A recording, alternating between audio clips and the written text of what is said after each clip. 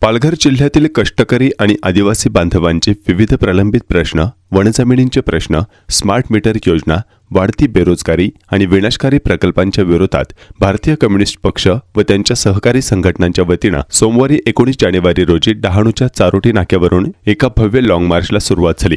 Communist पक्षाचे चालबळ मंगळवार दिनांक 20 जानेवारी रोजी पालघर जिल्हाधिकारी कार्यालयावर धडकणार असून सुमारे 20 ते 25 हजार आंदोलकांच्या या एल्गारामुळे प्रशासन खडबडून जागे झाले आहे। या आंदोलनामुळे मुंबई अहमदाबाद राष्ट्रीय महामार्गावरील वाहतूक एक दिवस थांबवण्यात आली असून मंगळवारी पालघर ते मनोर रस्त्यावरील वाहतूक बंद ठेवण्यात येणार आहे। सोमवारी दुपारी 1 वाजता चारोटी नाका येथे हजारो कष्टकरी कार्यकर्ते जमण्यास सुरुवात झाली। दुपारी 2 वाजता या पायी मोर्चाला प्रत्यक्ष सुरुवात झाली। या मोर्चात पुरुष, महिला आणि तरुण तरुणींसह लहान मुले आणि ज्येष्ठ नागरिक मोठ्या संख्येने सहभागी झाले होते। टोल नाक्यापासून चारोटी नाक्यापर्यंत साधारण 2 किलोमीटरपर्यंत आंदोलकांच्या लांबच लांब रांगा लागल्या होत्या। या आंदोलनाला नागरिकांनी दिलेला प्रचंड प्रतिसाद पाहून कायदा सुव्यवस्था राखण्यासाठी प्रशासन सज्ज झाले होते। आंदोलकांनी सोबत आणलेली शिदोरी, खांद्यावर लाल झेंडे आणि छातीवर लावलेले पक्षाचे बॅच विकत घेऊन या लढ्यात आपला सहभाग नोंदवला। या ऐतिहासिक लाँग मार्चचे नेतृत्व माकपचे पॉलिट ब्युरो सदस्य कॉम्रेड डॉक्टर अशोक ढवळे, अखिल भारतीय जनतावादी महिला संघटनेच्या केंद्रीय अध्यक्षा कॉम्रेड मरियम ढवळे, महाराष्ट्र राज्य सचिव कॉम्रेड डॉक्टर अजित नवले आणि स्थानिक आमदार कॉम्रेड विनोद निकोले यांनी केले। आंदोलनाच्या सुरुवातीला नेत्यांनी उपस्थितांना संबोधित करताना आंदोलनाचा हेतू स्पष्ट केला आणि भाजप सरकारच्या धोरणांचा तीव्र शब्दात निषेध करत घोषणाबाजी केली। यावेळी आंदोलनात सहभागी झालेल्या ज्येष्ठ नागरिकांचा विशेष सन्मान करण्यात आला। पालघरसह ठाणे, नाशिक आणि इतर भागांतूनही नागरिक या संग्रामात सामील झाले आहेत। हा देश केवळ भांडवलदार धनदांडग्यांचा नसून तो शेतशिवारात राबणाऱ्या कष्टकऱ्यांचा आहे, अशी घोषणा यावेळी नेत्यांनी केली। जिल्ह्यातील वाढवण बंदर, मुरबे बंदर, बुलेट ट्रेन आणि मुंबई-वडोदरा द्रुतगती मार्ग यांसारखे प्रकल्प विनाशकारी असल्याची टीका यावेळी करण्यात आली। या प्रकल्पांतून केवळ भांडवलदारांचा विकास साधला जाणार असून गोरगरीब शेतकरी आणि मजुरीवर जगणाऱ्या आदिवासी कष्टकऱ्यांचे मोठे नुकसान होणार असल्याचं सांगण्यात आलं। जल, जंगल आणि जमिनीवर आदिवासींचा पिढ्यानपिढ्या हक्क असताना विकासाच्या नावाने त्यांच्या मालमत्ता उद्ध्वस्त केल्या जात असल्याचा आरोप यावेळी करण्यात आला।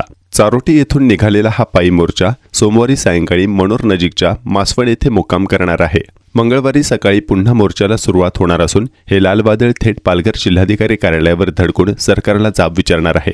तसेच मागण्या पूर्ण होईपर्यंत आंदोलन सुरू राहणार असल्याचा इशारा आंदोलकांनी दिला आहे। कडेकोट पोलीस बंदोबस्त आणि आरोग्य सुविधा मोर्चाची प्रचंड व्याप्ती लक्षात घेता प्रशासनाने सुरक्षेची चोख व्यवस्था केली आहे। चारोटी नाका येथे साधारण 450 पोलीस अधिकारी आणि कर्मचारी तैनात असून संपूर्ण मोर्चाच्या मार्गावर एकूण 800 अधिकारी कर्मचारी कार्यरत असल्याची माहिती पोलिसांनी दिली। आंदोलकांच्या आरोग्यासाठी रुग्णवाहिका आणि खबरदारीचा उपाय म्हणून अग्निशमन दलाची गाडीही तैनात ठेवण्यात आली आहे।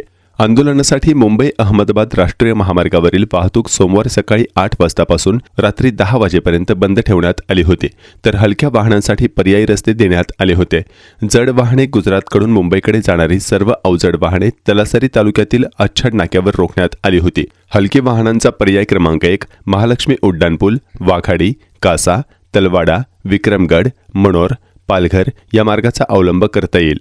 हलकी वाहने दुसरा पर्याय चारोटी नाका, सारणी, निकवली, आंबोली, म्हसाड, पेठ, आवंढा, चिंचपाडा, नागझरी मार्गे प्रवाशांना इच्छित स्थळी जाता येईल। आता एक नजर टाकूयात आंदोलकांच्या प्रमुख मागण्यांवर। वाढवण बंदर आणि मुरबे बंदर रद्द करा।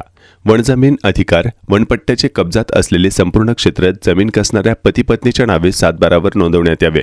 जमीन हक्क, वर्कस, इनाम, देवस्थान, गायरान आणि सरकारी जमिनी ज्या पिढ्यानपिढ्या कसल्या जात आहेत त्या प्रत्यक्ष कसणाऱ्यांच्या नावे कराव्यात। स्मार्ट मीटरला विरोध, सामान्य जनतेची लूट करणारी प्रस्तावित स्मार्ट मीटर योजना तत्काळ रद्द करावी। बेरोजगारी आणि भरती, जिल्ह्यातील रिक्त असलेली पेसा क्षेत्रातली आणि इतर सर्व सरकारी पदे कायमस्वरूपी भरली जावीत। घरकुल भ्रष्टाचार, सर्व गरजू कुटुंबांना घरकुल योजनेचा लाभ द्यावा आणि या योजनेतील भ्रष्टाचार मुळासकट उपटून टाकावा। पाणी प्रश्न, जलजीवन मिशनची अर्धवट कामे पूर्ण करून धरणांचे पाणी प्रथम स्थानिक शेती आणि पिण्यासाठी आरक्षित करावे। मनरेगा सुधारणा, रोजगार हमी योजनेअंतर्गत वर्षाला किमान 200 दिवस काम आणि 600 रुपये रोज मजुरी मिळावी। रेशन पुरवठा, प्रत्येक गरजू कुटुंबाला दरमहा 35 किलो रेशन धान्य उपलब्ध करून द्यावे। शिक्षण वाचवा, जिल्हा परिषद शाळा बंद करण्याचे धोरण थांबवून शाळांमधील शिक्षकांची रिक्त पदे त्वरित भरण्यात यावीत।